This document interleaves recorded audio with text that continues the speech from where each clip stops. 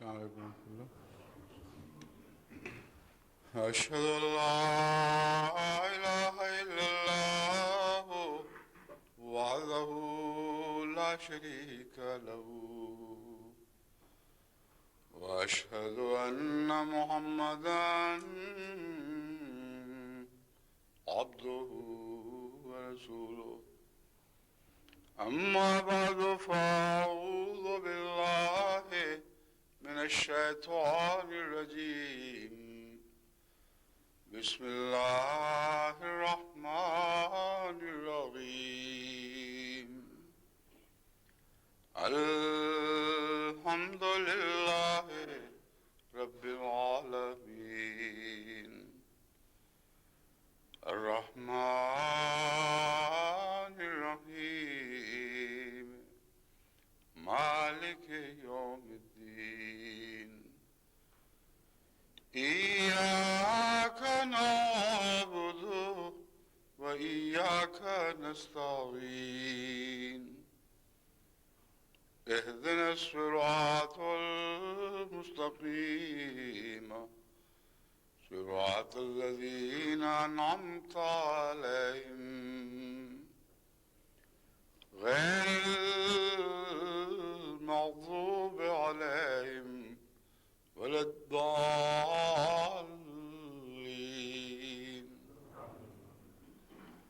والذين كفروا أعمالهم كسراب بقية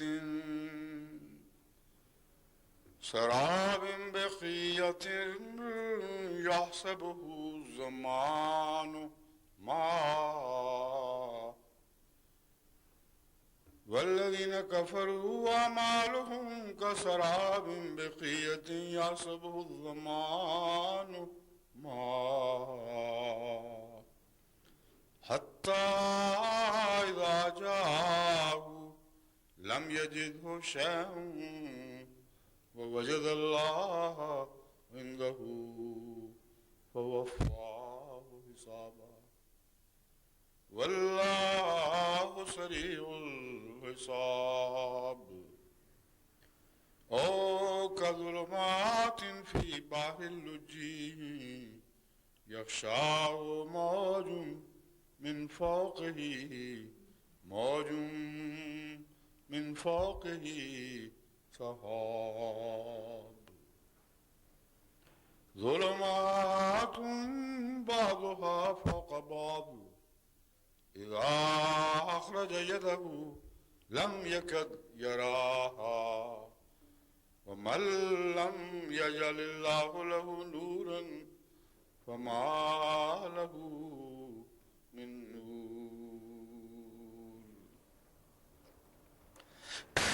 سورہ النور آیت 40 اور 41 کی میں نے تلاوت کی ہے. اس سے پہلے قرآن کریم اور احادیث نبوی صلی اللہ علیہ وآلہ وسلم اور حضرت مسیح موعود علیہ السلام کے اقتباسات پیش کر کے نور کے مضمون پر میں نے چند خطبات دیے تھے. اب نور کا برعکس ظلمت ہے، اور ظلمتیں بھی کئی قسم کی ہیں. اور پھر ظالم جسے گناہ گار کہا جاتا ہے، یہ حد سے بڑا ہوا گناہ گار ظالم کہلاتا ہے، اس کا بھی ظلمت سے تعلق ہے. تو نور تو آتے آتے آئے گا، مگر تب جب ظلمت جاتے جاتے جائے گی، اور دونوں بیک وقت اکٹھے نہیں ہو سکتے. اس لیے اس مضمون کو نسبتاً آسان کرنے کے لیے کہ نور کی محبت پیدا ہوئی، اس کے لیے دل میں ایک طرف اٹھی کہ ہم بھی صاحب نور ہو جائیں. یہ تو ہر سننے والے کے دل میں طبعاً یہ جذبات اٹھتے ہیں، اور اکثر خطوں سے پتہ بھی چلتا ہے کہ لوگ اس طرح متوجہ ہو رہے ہیں. مگر جو مشکل کام ہے وہ منفی حصے کی صفائی ہے. جب تک پہلے دل کی جڑی بوٹیاں اور وہ گند دور نہ کیے جائیں جو ظلمات کی پیداوار ہیں، اس وقت تک فی حقیقت نور سے محبت ہونے کے باوجود بھی نور وہاں اپنی جگہ نہیں بناتا. عام ذمہ دارہ تجربے میں یہ ایک مثال پیش کی جا سکتی ہے کہ بیج بو دینا اور پانی ڈالنا آسان ہے، مگر کھیتوں کو جڑی بوٹیوں سے صاف کرنا اور ایسے ذرائع اختیار کرنا کہ بار بار محنت کے ذریعے جڑی بوٹیوں کے آئندہ پیدا ہونے کا بھی امکان نہ رہے اور مسلسل ان پر نگاہ رکھنا، یہ بیج بو دینے کے مقابلے پر بہت زیادہ مشکل کام ہے۔ اچھے اور برے زمیندار میں یہی ایک فرق ہے۔ برا زمیندار بھی بیج تو ڈالتا ہی ہے اور پانی بھی دیتا ہے، مگر بعض دفعہ اس کی کھیتی میں سوائے جھاؤ کے اور گند کے اور کچھ بھی نہیں اگتا، اور اکثر جو اس کا بیج تھا اس کی پرورش کو وہ بوٹیاں کھا جاتی ہیں جن کا اس کھیت سے تعلق کوئی نہیں یا اس کھیت پر حق نہیں بنتا۔ تو نور اور ظلمت کی باہمی جد و جہد میں بھی ایسے ہی مناظر دکھائی دیتے ہیں۔ ایک طرف یہ مضمون ہے کہ نور آ گیا اور حق آ گیا اور باطل بھاگ گیا، یعنی نور آ گیا اور ظلمتیں جاتی رہیں، اور دوسری طرف یہ بھی مضمون دکھائی دیتا ہے کہ ظلمتوں نے جہاں ایک دفعہ جڑیں پکڑی وہاں پھیلتے پھیلتے نور کو اس علاقے سے نکال دیا۔ تو پہلا سوال تو یہ ہے کہ یہ تضاد کیوں ہے اور حقیقت کیا ہے؟ اگر نور میں غالب آنے کی طاقت ہے تو جب ایک دفعہ آ جائے تو پھر کیوں آخر اس نور کو ظلمتیں دھکیل کے باہر کر دیتی ہیں؟ اور یہ جو سوال ہے یہ ایک ازل کا سوال ہے، ہمیشہ سے اٹھا ہے۔ تمام دنیا کے فلاسفر نے اس مضمون کو کسی نہ کسی رنگ میں ضرور چھیڑا ہے کہ ظلمت اور نور کی جنگ کیا چیز ہے۔ چنانچہ حضرت زرتشت کا مذہب ظلمت اور نور کی لڑائی پر ہی مبنی دکھائی دیتا ہے، اگرچہ ہر مذہب میں ظلمت اور نور کی لڑائی ہے، کسی نے کسی رنگ میں اس کا ذکر کیا ہے، کسی نے کسی رنگ میں، لیکن حضرت زرتشت نے اس کو اس طرح دو متقابل طاقتوں کے طرح کھول کر بیان کیا کہ بعد میں آنے والوں کو یہ دھوکہ ہو گیا کہ نور کا الگ خدا ہے اور ظلمت کا الگ خدا ہے۔ بس اس پہلو سے یہ مسئلہ سمجھنے والا ہے کہ حقیقت کیا ہے۔ ہم ظلمت سے اگر بچنا چاہتے ہیں، نور اختیار بھی کر لیتے ہیں، پھر بھی بچ نہیں سکتے، تو آخر کیا وجہ ہے؟ یہ مسئلہ حل کرنے کی خاطر میں اب یہ ظلمتوں کے مضمون آپ کے سامنے کھولوں گا انشاءاللہ، اور بتاؤں گا کہ کون کون سی احتیاطوں کی ضرورت ہے تاکہ نور آپ کے اوپر غالب رہے، کبھی مغلوب نہ ہو سکے۔ اس سلسلے میں سب سے پہلے تو میں سورہ نور ہی کی ایک آیت آپ کے سامنے رکھتا ہوں، کیونکہ قرآن کریم جو ایک کامل کتاب ہے، جب ایک پہلو پر روشنی ڈالتا ہے تو دوسرے پہلو کو بھی ضرور بیان فرماتا ہے، اور اسی صورت میں دونوں مضامین کھول دیتا ہے۔ اور اس کی بکثرت مثالیں ملتی ہیں کہ ایک ہی صورت میں ایک مضمون کا ایک پہلو کھولا گیا ہے تو کسی اور جگہ اسی صورت میں اس مضمون کا دوسرا پہلو بھی کھولا گیا ہے، اور جو اشتباہات کے احتمالات ہیں ان کو کلیتاً دور کر دیا جاتا ہے۔ بس ظلمات والی آیت بھی اسی سورۃ نور میں ہی ہے اور بتا رہی ہے کہ ظلمات کی قسمیں کتنی ہیں اور کیسے کیسے ظلمات ہیں جن سے تمہیں واسطہ ہوگا۔ اور سب سے پہلی بات جو حیرت انگیز ہے، لیکن غور کرو تو حیرت انگیز نہیں رہتی، ظلمت کی ایک قسم وہ بیان کی ہے جس کا روشنی سے تعلق ہے، اور پہلے اسی کا بیان ہوا ہے۔ جیسے کہ دوسری جگہ قرآن کریم بعض ظلم کی باتیں کرتا ہے مگر وہ حد سے زیادہ روشنی کے معنوں میں کرتا ہے۔ بے انتہا روشنی ہو تو اس کو بھی ظلم کے تابع شمار فرمایا گیا اور صاحب نور کو ظالم قرار دے دیا گیا۔ فَحَمَلَهَا الْإِنسَانُ إِنَّهُ كَانَ ظَلُومًا جَهُولًا۔ نور آسمانی کو کوئی اور مخلوق، کوئی اور انسان اٹھا نہیں سکا، مگر دیکھو محمد مصطفیٰ انسان کامل آگے بڑھا اور اس نور کو اٹھا لیا۔ إِنَّهُ كَانَ ظَلُومًا جَهُولًا، یہ تو حد سے زیادہ ظلم والا ہے، ظلموں والا ہے یا ظالم ہے، تو ظالم کا مبالغہ کا صیغہ ظلوم ہے، بہت زیادہ ظلم کرنے والا، لیکن وہ تعریف کا کلمہ ہے، بس ایک ہی لفظ مختلف معانی میں استعمال ہوتا ہے اور بالکل متبادل ایک دوسرے سے الٹ معنی بن جاتے ہیں۔ اب بلا کا لفظ کوئی بہت ہی ذلیل، گھٹیا، خوفناک چیز ہو تو اس پر یہ بلا کا تصور اطلاق پاتا ہے، ہم کہتے ہیں یہ بڑی بلا ہے۔ لیکن بعض دفعہ نہایت ہی اعلیٰ درجے کی چیز ہو تو کہتے ہیں بلا کی چیز ہے۔ آج تو بلا کی خوشی پہنچی، آج تو بلا کا دن چڑھا کہ اتنی خوشیاں، اتنی چیزیں اکٹھی ہو گئیں جو ہمیں تر و تازگی بخش رہی ہیں، ہمارے لیے طمانینت کے سامان لائے ہیں۔ علماء کے متعلق بھی بلا کا لفظ استعمال ہوتا ہے، بلا کا عالم ہے۔ چنانچہ میں نے مثال دی تھی ایک دفعہ حضرت حافظ شاہ جہان پوری صاحب رضی اللہ تعالیٰ عنہ کی، ان سے ایک دفعہ ملاقات ہوئی تو اس ملاقات میں کچھ تھوڑے سے کچھ بجھے بجھے سے دکھائی دے رہے تھے اور کسی سوچ میں تھے۔ وہ مسئلہ یہ نکلا بعد میں کہ مجھ سے پہلے ان سے کوئی مقامی بڑا زمیندار ملنے آیا تھا اور وہ پنجابی کا بہت ماہر، جو خاص جھنگ کی پنجابی ہے، چوٹی کا زبان دان تھا۔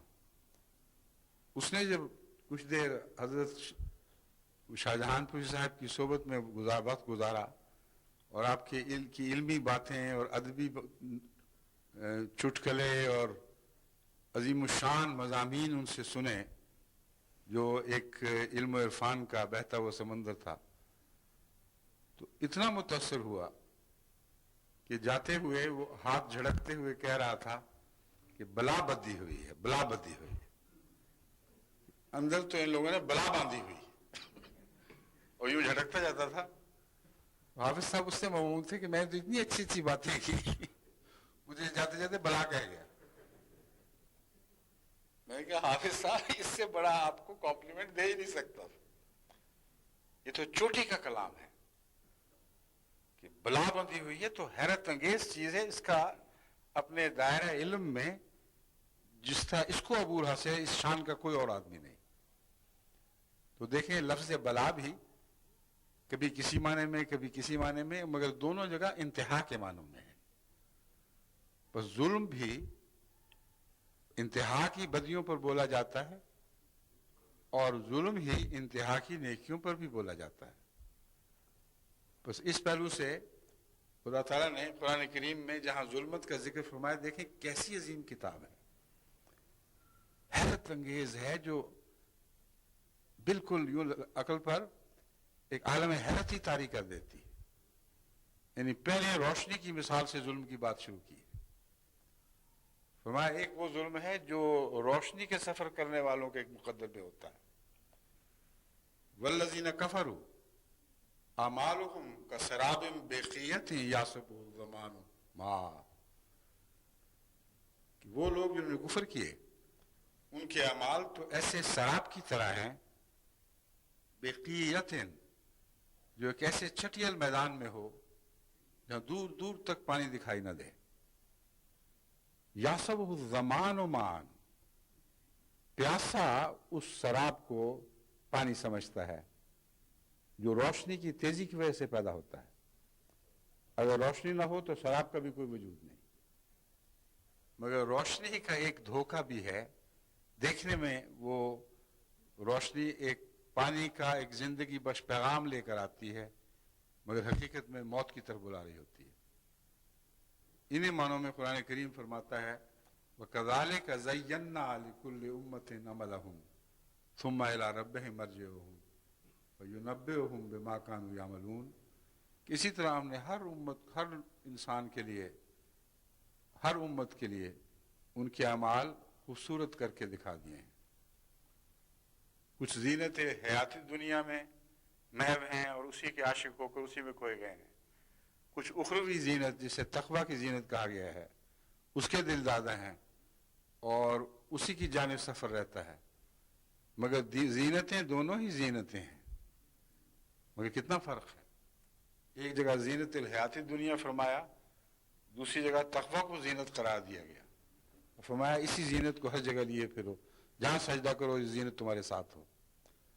بس انہی معنوں میں اللہ تعالیٰ نے پہلے روشنی سے متنبع فرمایا ہے جو دنیا کی چمک اور اپنے نفس کی تمناؤں کے نتیجے میں تمہیں غلط پیغام پہنچاتی ہے، اور وہ اندھا پن جو روشنی کا اندھا پن ہو بہت ہی خطرناک ہے۔ ایسے آدمی کو ہر طرف روشنی روشنی دکھائی دیتی ہے اور وہ کوشش ہی نہیں کرتا کہ اس مصیبت اس اندھیرے سے نکل سکے۔ بس وہ لوگ جو اندھیروں میں لپٹے ہوئے ہیں ان کا بھی بہت بدتر حال ہے، لیکن کم سے کم کوشش تو کرتے ہیں۔ جن کو شعور پیدا ہو جائے، جیسا کہ اگلی مثال میں اللہ فرماتا ہے وہ اپنا ہاتھ بڑھاتا ہے اور دیکھتا ہے کچھ دکھائی نہیں دیتا، مگر بے بسی کا عالم ہے۔ یہ اندھیرا جو ہے یہ ایسا ظالمانہ اندھیرا ہے، روشنی کا اندھیرا، کہ اس میں انسان سمجھتا ہے میں تو دیکھ رہا ہوں، مجھے کوئی کیوں راستہ دکھا رہا ہے، مجھے تو سب پتہ ہے۔ ایسے آدمی کو آپ حق کا پیغام دیں، نصیحت کریں، جو چاہیں آپ زور آزما لیں، وہ آپ کو یہ کہ تم کیا ہو گیا، پاگل ہو گیا، میں بالکل ٹھیک ٹھاک ہوں، مجھے ضرورت ہی کوئی نہیں۔ فرمایا ایسا آدمی جو ہے وہ پھر بے روک ٹوک اپنے بد انجام کی طرف بڑھتا ہے، اس کے راستے میں کوئی نہیں ہے جو اسے روک سکے اور اسے ہدایت دے سکے، اور جب وہ آخری انجام کو پہنچتا ہے اس وقت اسے معلوم ہوتا ہے کہ میں جس زندگی کے پانی کے پیچھے دوڑتا رہا ہوں وہ دراصل موت کی پیاس تھی، اس سے زیادہ اس کی کوئی حقیقت نہیں تھی۔ وہ آگ تھی جو ہر سراب ایک حد سے بڑے ہوئے پیاسے کے لیے تحفتاً پیش کرتا ہے، جس کے بعد پانی کی ایک بوند کو ترستے ہوئے مرنا مقدر ہے، اس کے سوا کچھ نصیب نہیں ہوتا۔ فرمایا اعمالہم کسراب بقیۃ، ایسے لوگوں کے اعمال تو ایسے سراب کی طرح ہیں جو دور سے پانی دکھائی دیتا ہے، بقیۃ ایک چٹیل میدان میں واقع ہے، یاسبہ الزمان مان، اسے پیاسا جو ہے وہ پانی سمجھتا ہے۔ اب پیاسا پانی سمجھتا ہے یہ بھی ایک بہت اہم مضمون ہے جس کی طرف متوجہ ہونا چاہیے۔ جتنی دنیا کی پیاس بڑھے اتنا ہی انسان اپنے نفس کو خود دھوکہ دیتے چلا جاتا ہے، اور اگر آپ کو بالکل پیاس نہ ہو، پانی ہو، تو آپ اس سراب کو دیکھتے بھی ہیں، متوجہ نہیں ہوتے، اور آپ کا دل بتاتا ہے کہ یہ پانی نہیں ہے، دھوکہ ہے محض۔ لیکن وہ جس کی جان نکل رہی ہو پانی کی بوند کے لیے، اس کو تو ہر چمکنے والی چیز پانی دکھائی دینے لگتی ہے۔ تو فرمایا کہ تم دنیا کی طلب میں ایسے اندر نہ ہو جاؤ، ایسے پاگل نہ بن جاؤ کہ جہاں کچھ سیرابی کے لیے نہ ہو وہاں بھی تمہیں پانی دکھائی دے اور تم پھر اس کے پیچھے دوڑنے لگو۔ اور امر واقعہ یہ ہے کہ دنیا طلبی کی اس سے زیادہ حسین مثال دی جا ہی نہیں سکتی۔ روشنی ہے، انسان روشنی میں ایک اور چمکتی ہوئی چیز کو دیکھتا ہے اور اس کے پیچھے بگٹٹ دوڑا چلا جاتا ہے اس خیال سے کہ میری پیاس بجھے گی۔ بس دنیا والے جن بدیوں کے پیچھے دوڑتے ہیں اور سمجھتے ہیں کہ پیاس بجھے گی، ان کی پیاس نہیں بجھا کرتی۔ یہ ایک اور پیغام ہے جو اس آیت میں دیا گیا ہے۔ ان کی روشنی انہیں کوئی فائدہ نہیں پہنچاتی، اور دن بدن جوں موت کے قریب ہوتے ہیں ان کی طرف بڑھتی چلی جاتی ہے، اور بالآخر یہ یقین کر کے مرتے ہیں کہ ہم نے کچھ بھی حاصل نہیں کیا، ساری عمر عزیز ضائع کر دی۔ چنانچہ اکثر پٹے ہوئے سیاستدانوں سے آپ بات کر کے دیکھیں، یا بڑی بڑی نوکریوں سے اترے ہوئے لوگوں سے ملیں، یا ریٹائرڈ جرنیلوں سے بات کریں، تو ان سب کی باتوں میں آپ کو یہ بات دکھائی دے گی، یہ کچھ بھی نہیں، ہم نے اتنی خدمتیں کی، آخر کچھ نہ نتیجہ نکلا۔ کل تک جو پوچھتے تھے آج ملتے ہیں تم دیکھتے ہی نہیں اس طرف۔ کئی ایسے جو بڑے بڑے وزیر یا گورنر رہ چکے ہوں، جب وہ دوبارہ اترنے کے کچھ عرصے کے بعد سیکریٹریوں کے کمروں میں داخل ہوتے ہیں تو سیکریٹری اس مصیبت اس طرح پر نظر ڈالتے ہیں کوئی مصیبت داخل ہو گئی، اب یہ مانگیں گے کچھ، اب کچھ تقاضے کریں گے۔ پہلے آتے تھے تو اٹھ کر ملا کرتے تھے۔ تو تو زندگی کی پیاس جو خدا کے فیض سے خالی ہو، زندگی کی پیاس جو عشق الہی سے آ رہی ہو، اس زندگی کے پیاس کا مقصد سوائے شراب کی پیروی کے اور کچھ بھی نہیں ہے، اور کبھی بھی طمانینت قلب نہیں بخشتی۔ انفرادی طور پر بھی یہی اصول کار فرما ہے اور اس میں کوئی استثناء نہیں، اور اجتماعی طور پر بھی یہی اصول کار فرما ہے۔ چنانچہ میٹیریلسٹ سوسائٹیز جہاں طرح طرح کی ایجادات کی گئی ہیں عیش و عشرت کے سامان کی، وہاں پیاس بڑھ رہی ہے لیکن بجھ نہیں رہی، اور سوسائٹی کی بڑھتی ہوئی بے چینی اور خلا کا احساس اور مزید کی تلاش، یہ ساری باتیں ایسی ہیں جن پر اگر آپ عمومی نظر ڈالیں تو ادنا بھی اس بات میں شک نہیں رہے گا کہ ایسی سوسائٹیاں پھر شراب کے پیچھے دوڑتی چلی جاتی ہیں اور جانتی ہیں کہ ہمارا حال بد سے بدتر ہو رہا ہے۔ اب مغربی دنیا میں تو اللہ کے فضل کے ساتھ سچائی کا عنصر اکثر مشرقی دنیا سے زیادہ ہے، کیونکہ جہاں گناہوں کے بڑھ جانے نے ان کو نقصان پہنچائے وہاں کچھ ضمنی فائدے بھی پہنچا گئی یہ بات، یعنی منافقت کم ہو گئی اور عام دنیا کے حالات میں اپنی کمزوریاں کھل کر بیان کرنے کے حوصلے ہو گئے، اور یہ بات برائی تک بھی پہنچاتی ہے اور بعض فائدے بھی رکھتی ہے۔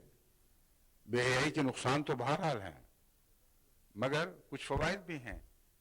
یہ اپنے امراض کو باہر سب کے سامنے کھول کر اور دکھا کر بتاتے ہیں کہ یہ مرض ہیں، یہ بڑھ رہے ہیں، یہ مصیبتیں ہیں۔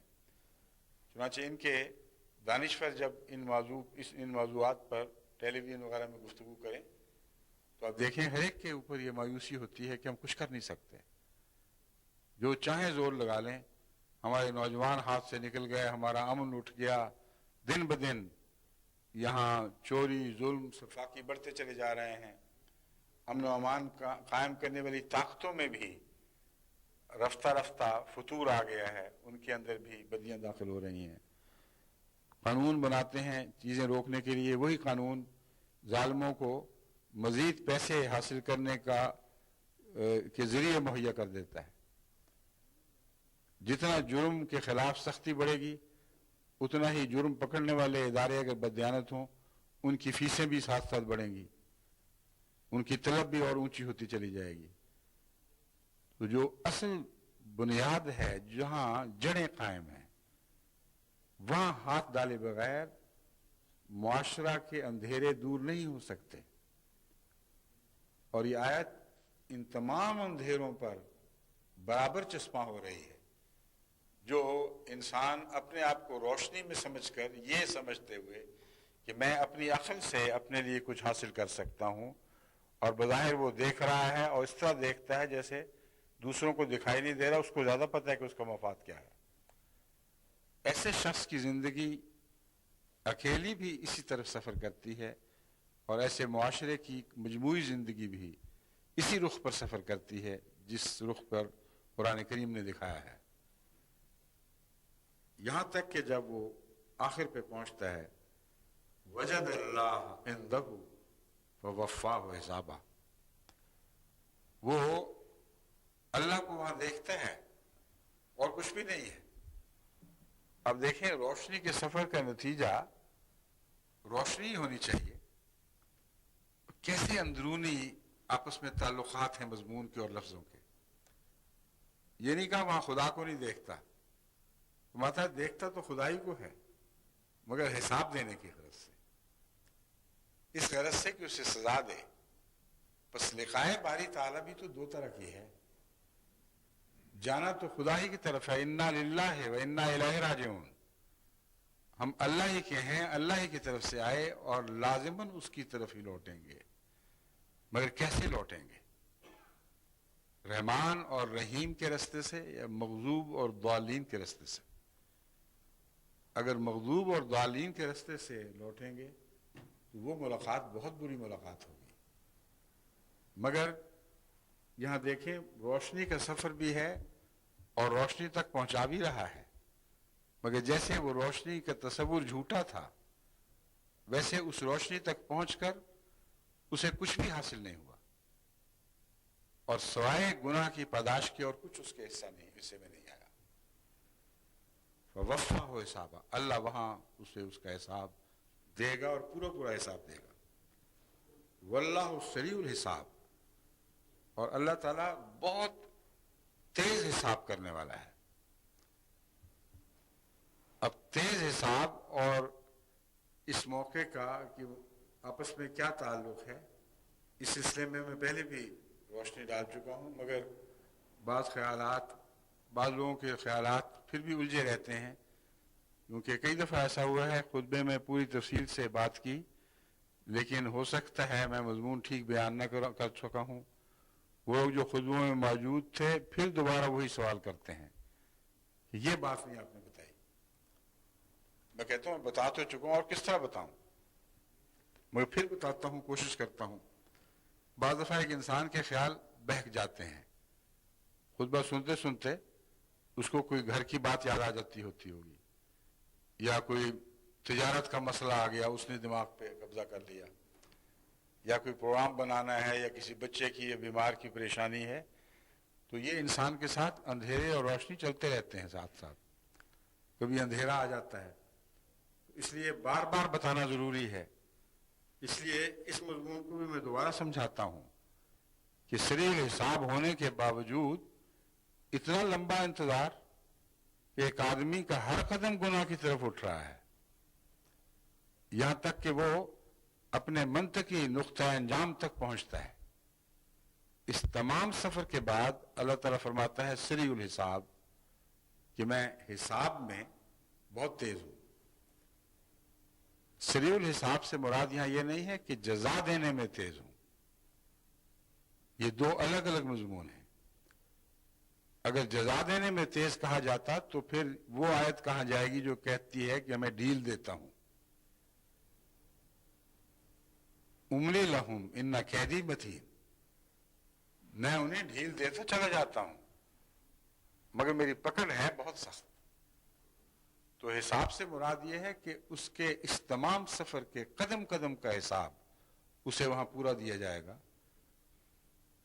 تیز حساب سے مراد یہ ہے کہ ایک لمحہ بھی حساب کا ایسا نہیں گزرا جبکہ خدا غافل ہوا ہو اس کے حساب سے۔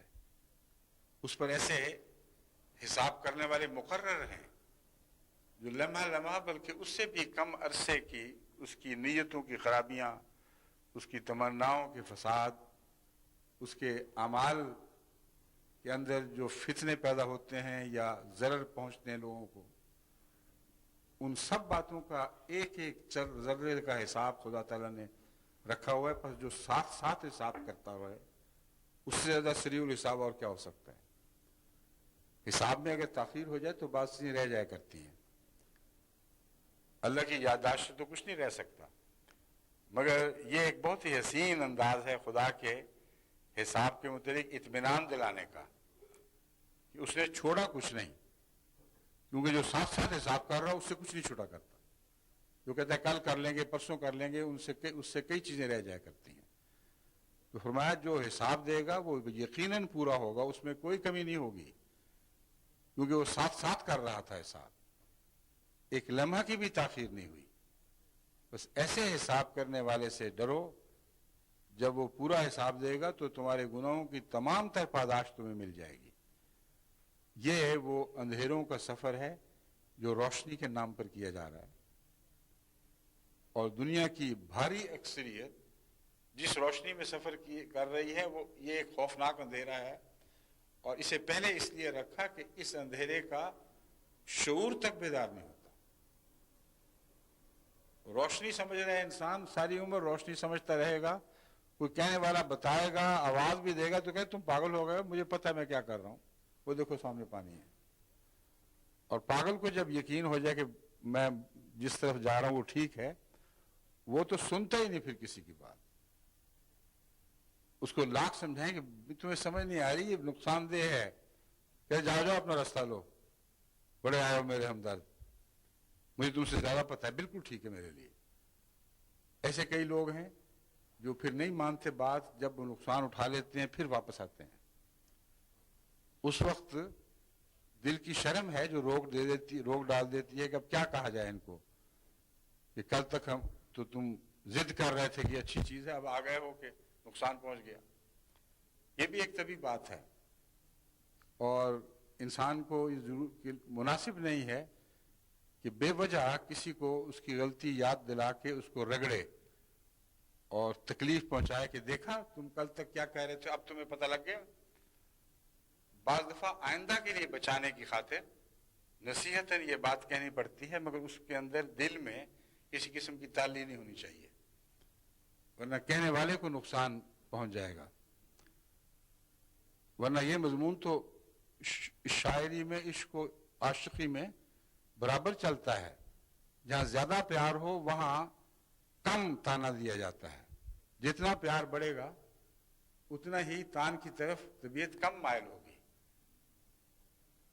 غالب کہتا ہے گئے وہ دن کہ نادانستہ غیروں کی وفاداری، کیا کرتے تھے ہم تقریر تم خاموش رہتے تھے.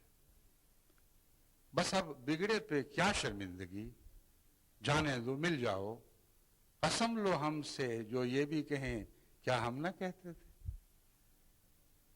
کہتا وہ گئے دن جب تم غیروں کی کیا کرتے تم تقریر، ہم خاموش رہتے تھے. یہ تھا گئے وہ دن کہ غیروں کی وفاداری، کہ نادانستہ غیروں کی وفاداری. اب دیکھیں یاد دلانے میں بھی کتنی احتیاط برتی ہے. غالب نے ذہین شاعر تھا اور فطرت کے باریک امور پر نظر تھی. کہتا ہے جب تم کیا کرتے تھے ہمیں پتہ ہے نادانستہ کرتے تھے، بھولے آدمی تو پتہ ہی نہیں تھا کہ غیر دشمن ہیں. کیا کرتے تھے تم تقریر، بڑا اچھا آدمی ہے تم کیا روک رہے ہو مجھے. کہتے ہم تو خاموش رہا سنا کرتے تھے کہ ہاں ہوگا. بس اب بگڑے پہ کیا شرمندگی. اب جب اس سے بگڑ گئی ہے، اس کا اصل حال کھل گیا ہے تمہارے اوپر، تو شرمندگی کی کوئی ضرورت نہیں. ہم سے قسم لے لو، اگر جو یہ بھی کہیں کیا ہم نہ کہتے تھے، کبھی یہ بھی کہہ کہ جتائیں کہ ہم نے کہا نہیں تھا. اب یہ غالب کے اندر بھی ایک کمال ہے فصاحت کا. پہلے جب یہ جو کہہ دیا کہ ہم خاموش رہتے تھے، تو پھر قسم بھی کھا سکتا ہے کہ ہم نہ کہتے تھے ہم نہیں کہیں گے. کہا ہی نہیں، مگر خاموشی بھی تو زبان رکھتی ہے.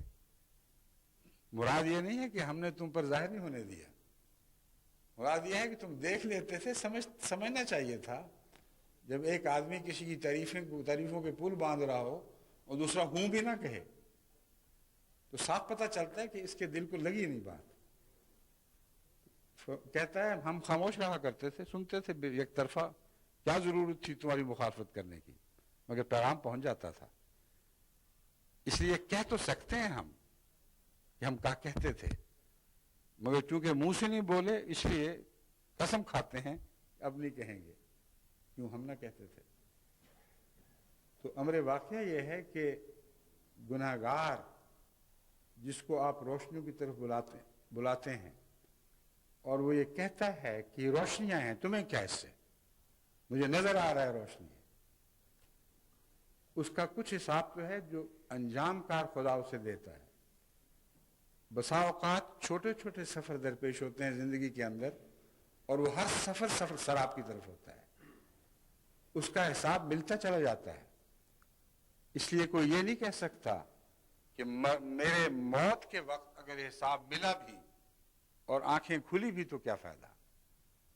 میں جانتا ہوں کہ بسا اوقات ایسے لوگوں کو اپنے زندگی کے چھوٹے سفروں میں قرآن کریم کی اس آیت کی صداقت کا مزہ چکھنے کا موقع مل جاتا ہے. روشنی سمجھتے ہوئے جاتے ہیں، دھوکہ کھاتے ہیں، پھر واپس آتے ہیں، پھر اگلی دفعہ پھر دھوکہ کھاتے ہیں، پھر واپس آتے ہیں، اگلی دفعہ پھر دھوکہ کھاتے ہیں. تو آخری حساب ہے وہ ان لوگوں کے لیے مشکل ہے جو وقتی حسابوں سے فائدہ نہیں اٹھاتے. اور سریع الحساب ان معنوں میں بھی ہے کہ ہر منزل پر تمہارے دھوکے کا حساب چکا دیا گیا تھا. تم یہ نہیں کہہ سکتے کہ آج اتنی دیر کے بعد بتایا اب کیا فائدہ، جب سب وقت گزر گیا اب ہم کیا کہہ سکتے ہیں؟ تو یہ وہی مضمون ہے قاریہ والا۔ قرآن کریم فرماتا ہے کہ ہم صرف آخری لمحوں میں تمہاری موت کے قریب آ کے تمہیں جھنجھوڑ کے جگاتے نہیں ہیں، بلکہ پہلے بھی جگاتے رہتے ہیں۔ یا تم پر قاریہ اترتی ہے، ایسی بلا اور ایسی آفت، یہ ایسی وار تنبیہ کہ جو تمہارے گھروں کے بڑے زور کے ساتھ دروازے کھٹکھٹاتی ہے، اور یا ساتھ کے گھروں کے کھٹکھٹاتی ہے اور تمہیں آواز آ رہی ہوتی ہے، تم جانتے ہو کہ ایک بیدار کرنے والی آ گئی ہے۔ اس لیے خدا کو یہ کوئی نہیں کہہ سکتا کہ اب بتایا جب کہ وقت گزر گیا، جب کہ کچھ باقی ہی نہیں رہا۔ فرمایا ہم وہ حساب تو دیں گے، مگر اس سے پہلے بھی تو ہم سریع الحساب تھے، اور ان معنوں میں کہ جو حساب پہلے ہوتے رہے ان کی جزا بھی تمہیں ملتی رہی ہے۔ یہ سریع الحساب یہ دوسرے معنی ہیں جو یہاں اختیار کر لیتا ہے، اور ان کی تائید وہی قاریہ والی آیت اور بعض دوسری آیات بتاتی ہیں کہ وقتاً فوقتاً انسان کو تنبیہات ملتی رہتی ہیں، جان لیتا ہے کہ یہ بات غلط تھی، مگر پھر جب وہ حرکت اسی طرف جاری رکھتا ہے تو ساری زندگی سرابوں کا سفر بن جاتی ہے، اور اس سے بڑی ظلمات اور کیا ہو سکتی ہیں؟ کوئی دکھانے والا دکھائے نظر نہ آئے، یہاں تک کہ بالآخر خدا ہی اسے بتائے کہ یہ اندھیرے تھے، یہ روشنیاں نہیں تھیں۔ ان سے پناہ کی ضرورت ہے اور ان سے بچنے کی ضرورت ہے، اور اس دھوکے سے بچنے کی صرف ایک راہ ہے کہ انسان انکساری اختیار کرے۔ جب اسے کوئی بات کہتا ہے، مشورہ دیتا ہے، سب سے پہلی بات یہ دیکھنے والی ہے کہ مشورہ دینے والا اپنا کوئی مطلب رکھتا ہے یا اپنی غرض رکھتا ہے یا اسے کوئی غرض نہیں ہے۔ اگر وہ بے غرض ہے تو پھر اس کی بات نہ سننا تمہاری جہالت ہے۔ اتفاق کرو یا نہ کرو، مگر یہ کہہ کر اس سے بات نہ توڑو کہ ہمیں پتہ ہے، ہمیں نظر آ رہا ہے، ہمیں دکھائی دے رہا ہے۔ حضرت صلی اللہ علیہ وآلہ وسلم سے بڑھ کر روشنیوں کی طرف بلانے والا اور کوئی نہیں تھا، نہ ہے، نہ ہوگا۔ مگر آپ کے متعلق بھی خدا تعالیٰ نے یہ 7 احتیاط برتی ان دشمنوں کی خاطر۔ فرمایا ان کو کہہ دے کہ تو اپنی ذات کے لیے ان سے کوئی اجر بھی نہیں مانگ رہا، ہرگز کسی قسم کا اجر تم سے طلب نہیں کر رہا۔ ان اجریہ الا علی اللہ ہے، میرا اجر تو خدا کے سوا کسی پر ہے ہی نہیں۔ اس لیے تم کیوں اتنے بے وقوف ہو کہ سمجھتے ہو کہ میں اپنے کسی مطلب کی خاطر بات کر رہا ہوں؟ ایسا ناسے جو اپنی غرض نہ رکھتا ہو یا اپنی غرض کی طلب نہ کرے، وہ ناسے لائق ہے کہ اس کی بات توجہ سے سنی جائے۔ اور انکسار کی راہ اختیار کرتے ہوئے انسان یہ سوچے کہ ہو سکتا ہے میری غلطی ہو، اور دوسرے پہلو سے بھی دیکھ لے۔ اور یہ جو دوسرا پہلو ہے یہ زاویہ بدلنے سے نظر آیا کرتا ہے۔ ایک زاویے سے ایک بات دیکھی، پھر دوسرے زاویے سے جا کے دیکھا، تو اس کے نتیجے میں وہ آنکھیں جو پہلے اندھی تھیں انہیں دکھائی دینے لگتا ہے، وہ جو پہلے ایک بات کو روشنی دیکھ رہا تھا وہ اسے اندھیرا دیکھنے لگ جاتا ہے۔ تو جی کوئی خرابی پیدا ہو گئی ہے اس میں؟ پھر آواز آ رہی ہے؟ اچھا، اس لیے میں جاری رکھوں؟ ٹھیک ہے، ٹھیک ہے۔ تو یہ صورت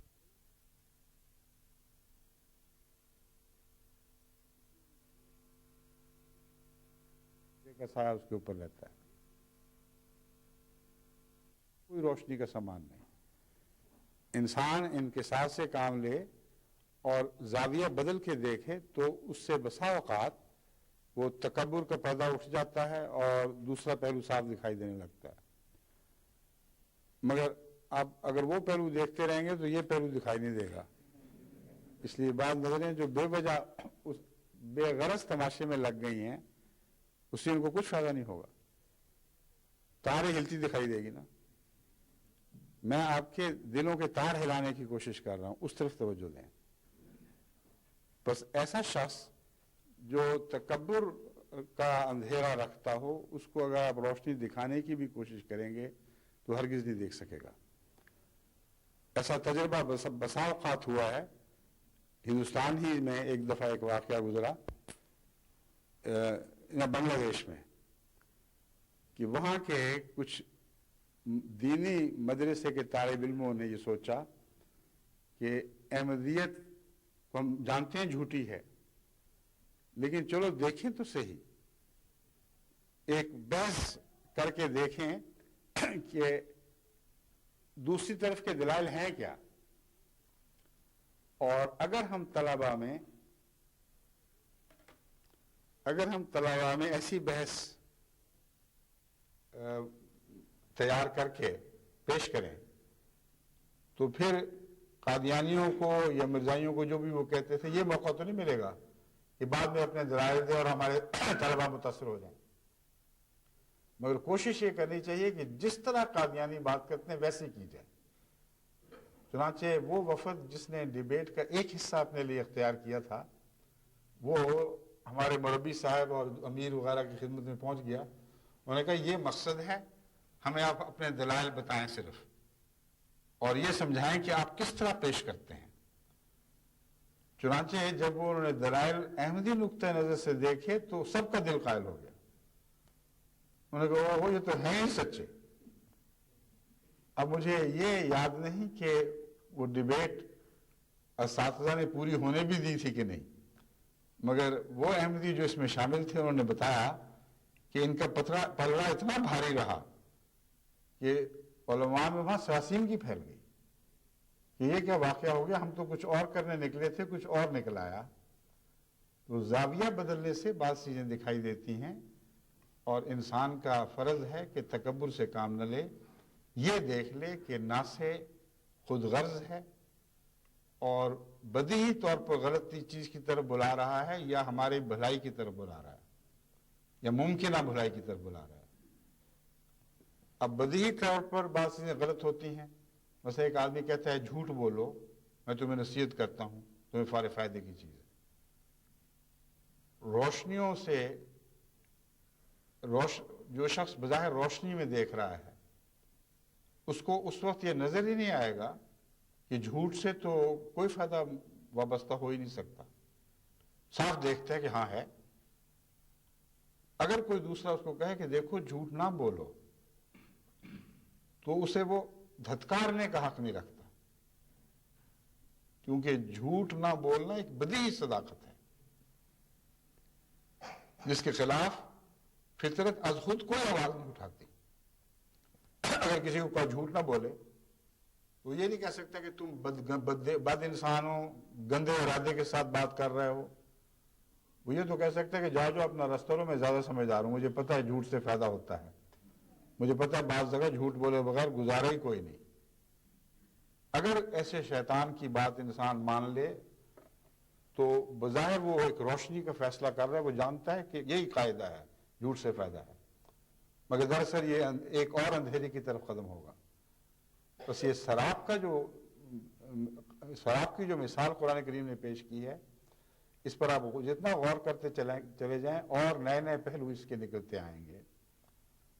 ابھی کچھ عرصہ پہلے یہی واقعہ ہوا ہے، ویسے تو مخلص نوجوان ہے وہ لڑکا، لیکن اسے ایک تجربہ کار نے یہ نصیحت کی کہ فلاں انٹرویو کے لیے جا رہے ہو، یہ بات نہ صحیح بتا دینا، ہر سچ بولنا یہ نہ کہہ دینا، ورنہ وہ تمہیں ضرور رد کر دیں گے، یہ جو بات کمزوری ہے یہ پتہ لگ گئی تو ضرور رد کر دیں گے۔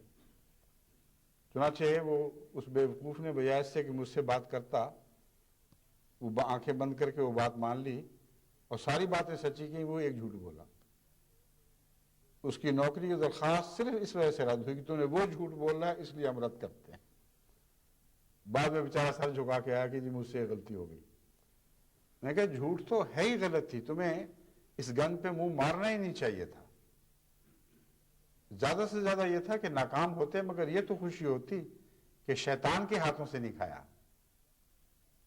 خدا واحد و یگانہ کے ہاتھ سے ملا ہے جو بھی ملا ہے۔ بس روشنی سمجھتے ہوئے جو اندھیروں کا سفر ہے وہ سب سے خطرناک ہے۔ ہم جانتے ہیں ہمارے کیا مفادات ہیں، عدالتوں میں لوگ جھوٹ بولتے ہیں تو اسی روشنی میں جھوٹ بول رہے ہوتے ہیں۔ اگر وہ سیاست میں جھوٹ بول رہے ہیں یا دھوکے دے رہے ہیں، یا مذہب میں جھوٹ بول رہے ہیں یا دھوکے دے رہے ہیں، یہ سارے سفر سراب کے سفر ہیں، ایک مقصد لے کر نکلے ہیں، اس پیاس بجھانے کی خاطر ہر ظلم کو برداشت کرتے چلے، ہر ظلم کو قبول کرتے چلے جاتے ہیں۔ ایسے لوگوں کے متعلق اللہ تعالیٰ فرماتا ہے کہ تمہارے حساب فہمی تو مکمل ہے۔ یہ بھی ہو سکتا ہے کہ وقتاً فوقتاً تمہیں اس کے مزے چکھائے جائیں، یہ بھی ہو سکتا ہے کہ بالآخر اگر وہ شخص ایسا ظالم ہو کہ اس کے متعلق خدا تعالیٰ کا فیصلہ ہو کہ کوئی تنبیہ کام آ ہی نہیں سکتی، کوئی امکان بھی نہیں ہے، ضروری نہیں کہ اس کو ضرور پہلے ہی قاریہ نصیب ہو۔ اللہ بہتر جانتا ہے کہ کوئی شخص اپنے اندر کیسی تاریکی رکھتا ہے، تو ایسے شخص کو پھر مسلسل اس طرف بڑھنے دیا جاتا ہے جس طرف وہ اپنی ہلاکت کے آخری کنارے کی طرف جا رہا ہے۔ سب سے زیادہ استغفار کا یہ موقع ہے کہ اللہ ہمیں نفس کے ایسے دھوکے سے بچائے کہ جب اندھیرے کو روشنی دیکھنے لگیں اور روشنی کو اندھیرا دیکھنے لگیں۔ یہ بیماری سب سے خطرناک اور سب سے لا علاج ہے۔ اس کے علاوہ دوسری بیماریاں ہیں جو بیرونی اثرات کے نتیجے میں اندھیرے پیدا کرتی ہیں، ان کے تعلق میں قرآن کریم کی اس سے اگلی آیت روشنی ڈال رہی ہے۔ جہاں تک من شرور انفسنا کا تعلق ہے، میں سمجھتا ہوں یہ آیت ان سارے مضامین پر حاوی ہے۔ ایک شخص کسی اور کا نہ محتاج ہے نہ کچھ، اپنا ہی نفس اس کو ہلاک کرنے کے لیے کافی ہے، اور کسی غیر کے دھوکے کا اس میں دخل نہیں ہے۔ اب یہ دیکھیں مضمون بالکل واضح ہے۔ اس کا سراب کو دیکھنا اس لیے نہیں ہے کہ بادل آئے ہوئے ہیں، اس کا سراب کو دیکھنا اس لیے نہیں ہے کہ اندھیرا ہے، رات ہو گئی ہے۔ رات ہوگی تو سراب نہیں دکھائی دے گا، بادل آئے ہوں گے تو سراب نہیں دکھائی دے گا۔ بس روشنی میں اندھیرا یہ بہت خطرناک ظلم ہے، اور اس میں غیر کی محتاجی کوئی نہیں، کسی باہر سے آنے والے کی ضرورت نہیں ہے کہ وہ آپ کو اشارہ کر کے بتائے دیکھو وہ پانی ہے اور وہ پانی نہ نکلے۔ آپ کا نفس ہی کافی ہے اس دھوکے کے لیے۔ اگلی جو آیت ہے اس میں بیرونی محرکات اور بیرونی پردوں کا ذکر ہے جو ایک انسان پر بعض دفعہ ایک، بعض دفعہ دو، بعض دفعہ تین اندھیرے، بعض دفعہ ظلمات کی کئی قسمیں وارد کر دیتے ہیں، اور ایسے شخص کا سفر بھی اندھیروں میں رہتا ہے، مگر اندھیرا سمجھتے ہوئے دھکے کھاتا پھرتا ہے، کہیں اس کو نور کی راہ نہیں ملتی۔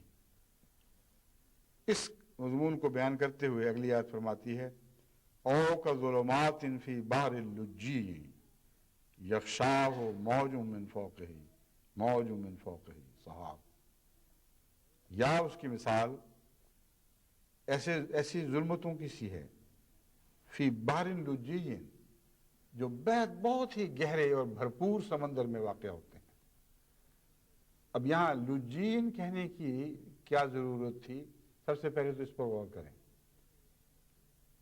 سمندر کے اندر جو نقشہ کھینچا گیا ہے وہ یہ ہے فی بحر لجی یغشاہ موج من فوقہ سحاب، ایسے اندھیرے کہ ایک موج کے بعد دوسری موج نے ڈھانپا ہوا ہو، اور اس کے اوپر بھی پھر سورج دکھائی نہ دے، سحاب، دن بھی اندھیرا، جہاں سورج کی روشنی کی راہ میں بادل حائل ہو گیا ہو، اور پھر موج در موج وہ انسان ہو، اسے اس کے علاوہ لجی سے کیا فرق پڑے گا، سمندر گہرا ہو یا کم گہرا ہو۔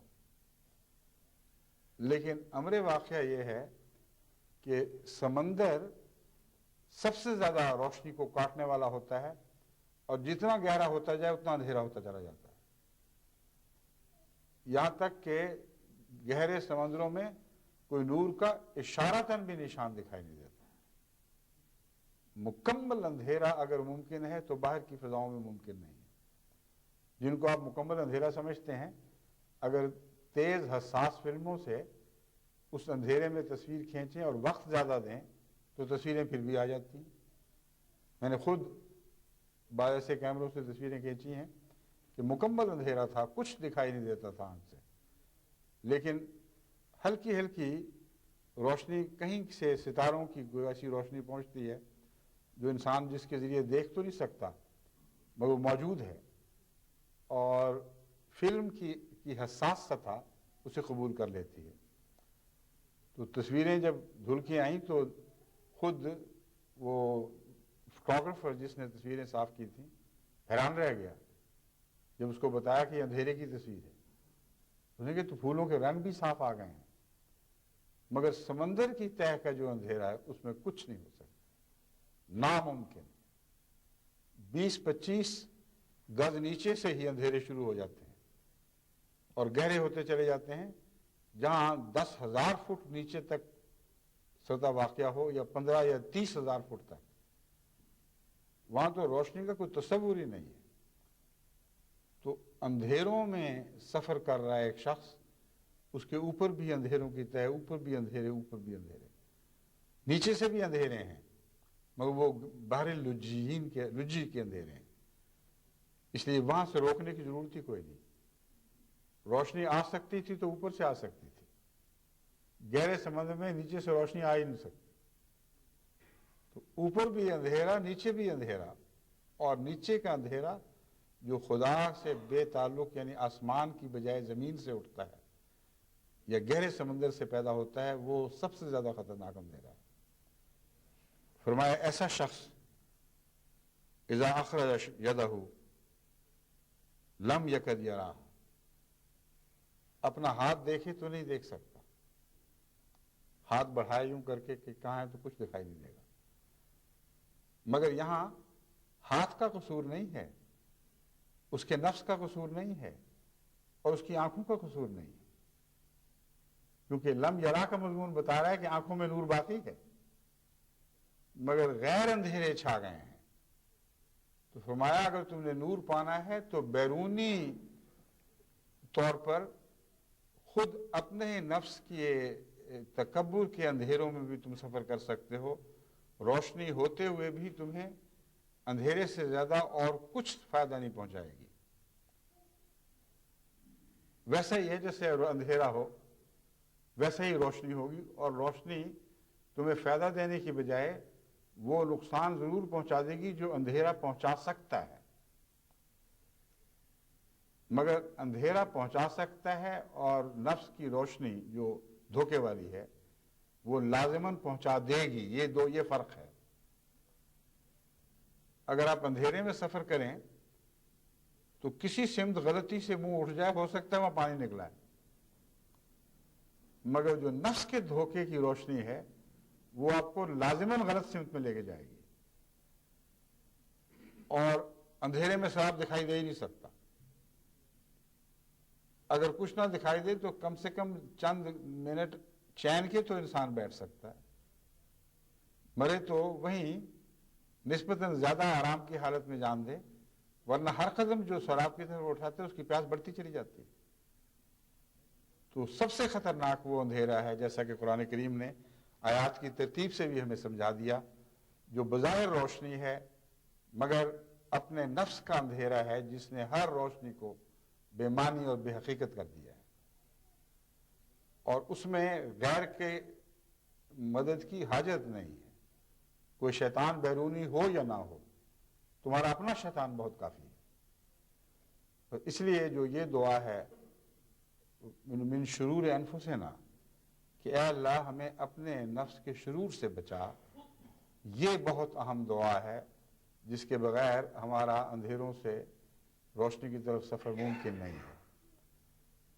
بس باقی مضمون انشاءاللہ اگلے جمعے میں شروع کروں گا، جو اس آیت کے دوسرے حصے سے تعلق رکھتا ہے زیادہ تر، لیکن پہلے حصے کا اس دوسرے سے موازنہ کرنے کی خاطر آپ کو یہ سمجھانے کے لیے کہ پہلا اندھیرا نفس کا اندھیرا ہے دراصل، اور اس اندھیرے کا سوائے اس کے کوئی علاج نہیں کہ انسان اللہ تعالیٰ سے دعا مانگے، ورنہ کان سنیں گے تو اور سننا نہ چاہیں گے، سنتے بھی ہوں تو سننا نہیں چاہیں گے، آنکھیں دیکھ بھی رہی ہوں آپ دکھائیں وہ دیکھنا نہیں چاہیں گے۔ ایسے شخص کا کیا علاج ہو سکتا ہے سوائے اس کے کہ اللہ اس کے دل میں ایک تغیر پیدا فرما دے۔ اسی لیے حضرت صلی اللہ علیہ وسلم نے شرور انفسنا کی دعا سکھا کر ہم دیکھیں ہم پہ کتنا بڑا احسان فرمایا ہے، تاکید فرمائی، خطبات میں اس کو ہمیشہ بیان کیا، انہی آیات کو پڑھا تاکہ ہم اپنے نفس کے شر سے بچتے رہیں۔ اس سے بڑا اور کوئی شر نہیں جو انسان کے اندر سے پیدا ہو۔ اللہ تعالی ہمیں اس کی توفیق عطا فرمائے کہ اس شر سے بچیں تو پھر ہماری آنکھیں کام کریں اور ہمیں دکھائی دینے لگیں۔